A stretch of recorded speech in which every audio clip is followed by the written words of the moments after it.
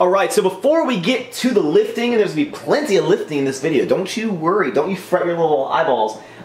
If you guys have watched my channel for a while, you'll know that I always use this Gatorade bottle. I love the Gatorade bottle for my BCAAs or just drinking water, but then when I want to use a pre-workout, I'll use a shaker cup. So I usually have two bottles. One for being the BCAAs, because I pre-mix that before I go to the gym, and then one being for the pre-workout, which I drink on the way to the gym, and then I, leave the shaker in the car or whatever, because I finish the pre-workout before I get there. But this company called Umoro sent me this bottle, which is pretty innovative, and I wanted to show you guys it.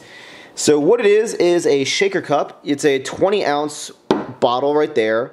And then you have your blender ball, and then you have this cap. But what's really unique about this is like actually a little compartment that I'm going to show you exactly how it works. But you can either, let's say you just wanted to use pre-workout when you got to the gym, you want to sip on water throughout the day, you can fill this up with water, and then you can put like pre-workout in here, and then this will create a seal. And then when you're ready, you simply press this little button, and it'll release whatever you have in there. But so you could do it that way. You might be able to fit like an actual protein powder down there, maybe a full scoop. But I'm going to show you the way to combine to do pre-workout and BCAAs in one container, which is actually going to be really convenient for me, so I don't have to use both of these. Alright, so what I'm going to do is I'm going to get 1 scoop of MTS Clash, maybe like a scoop and a half. I get 2 servings of this scoop, so we'll do like a scoop and a half of pre-workout. So then you'll notice in this little container right here, what I did is I put a scoop of the BCAAs by MTS, the mixed berry, down into this. And then you're going to take this mixer ball, I can get this in focus here. You're going to take this mixer ball and you're just going to put it just like this to create a seal, and then you're simply going to screw this onto there. Just like this. Oh, can't do this one hand. Oh yeah, I can. There we go. So now what I'm doing is, shaking up the stuff, and basically that shaker ball, as you see, is still up in there. And the whole concept behind this bad boy is that once you drink a pre-workout, so I can drink this on the way to the gym, and then I'll fill this up with water at the gym, and then you just press this little button, and then this ball will drop out, and all your BCAAs will drop into it, and then you just mix it up. And it's like all in one. That's super, super cool. So I'm going to put them in the description. Definitely check them out. Again, they do have that warranty against spillage and breakage.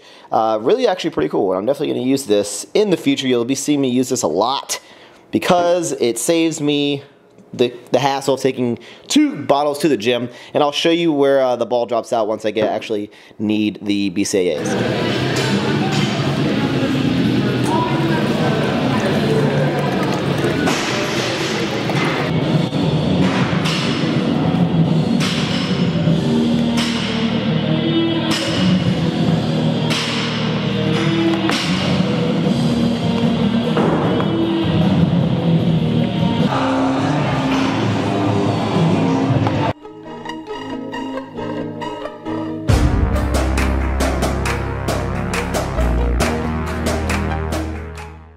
Alright, so I'm going to show you something completely different than I normally do. I'm going to show you 3 complete days of lifting. This whole week I had to get up to my openers and practice them. That was the whole point of this week, is to work on my deadlift opener, my squat opener, and my bench press opener.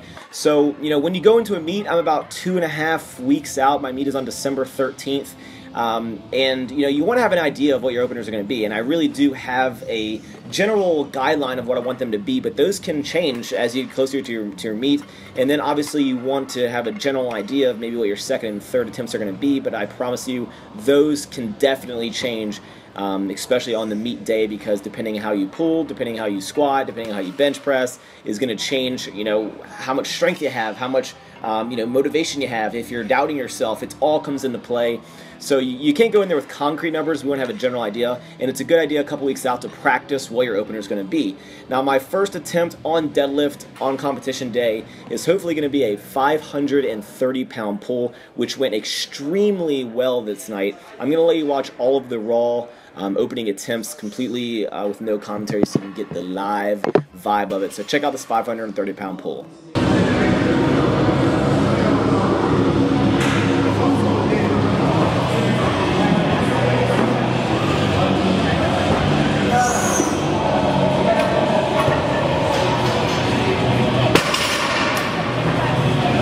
So So as you see, it went extremely smooth. I'm very, very happy. I'm pretty certain that the 530 pounds is what my lift is going to be.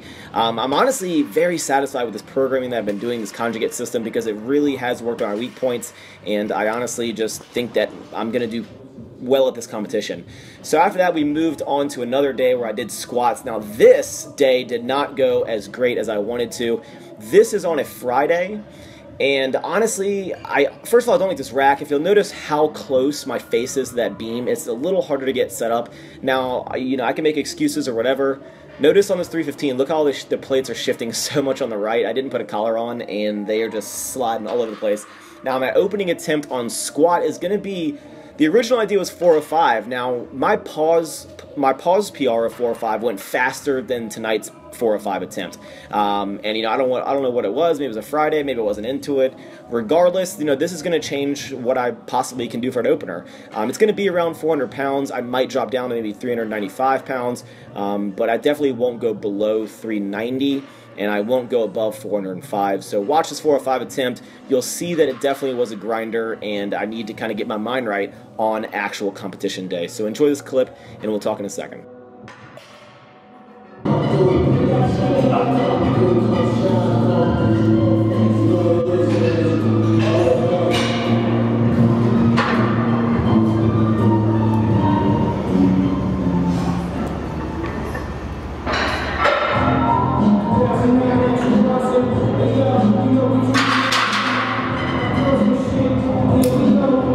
So as you see, don't really know what happened on the 405. I stalled at the bottom, not sure if I went too deep or whatnot.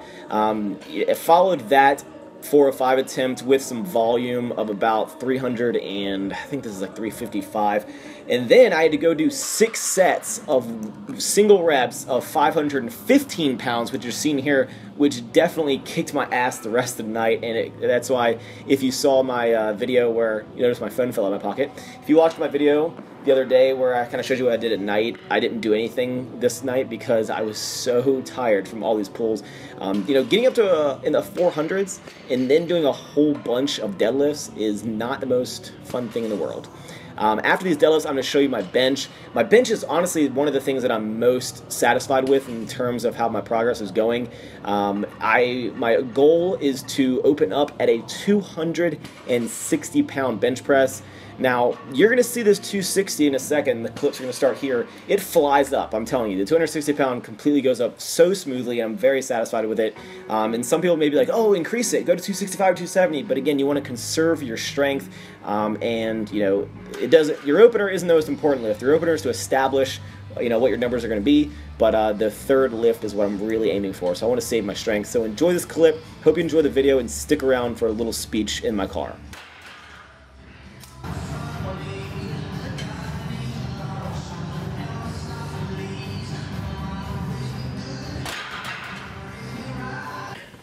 Alright, so I know that like the bench footage that I showed you guys wasn't the longest of footage, but I can't really film at that Gold's Gym. But something I was thinking about tonight, I mean it's 11 o'clock right now. It's probably about one of the latest times that I've gone to the gym, gone to work out, because you know normally I go right after work, but today some things came up and I had to postpone it, and I thought about when I got home.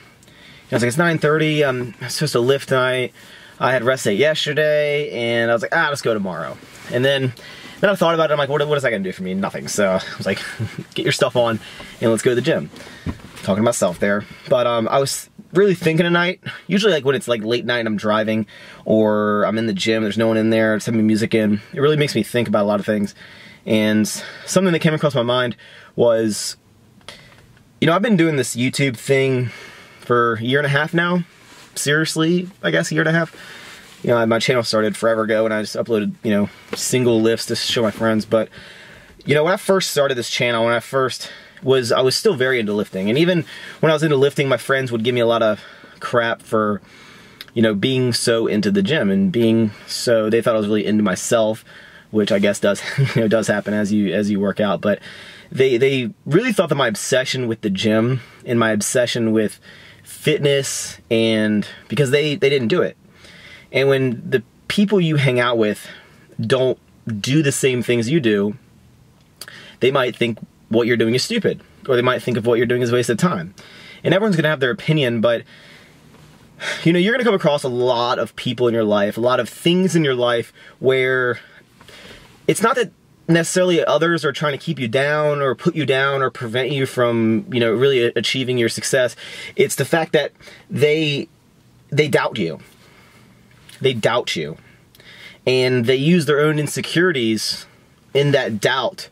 Because I've said in a lot of videos that people, it's not that people don't like see other people succeed, but when you start doing things and they realize potential in you, it worries them because they're staying stagnant. I've made plenty of videos on that, but you know, when I started this whole YouTube thing, I had all of my friends, all of them, even people I didn't know who were probably talking crap about my back, you know, would be like, oh, there's Max upstairs filming in his room. There's Max filming himself doing bicep curls at the gym. I got so many people that would just give me so much crap, you know?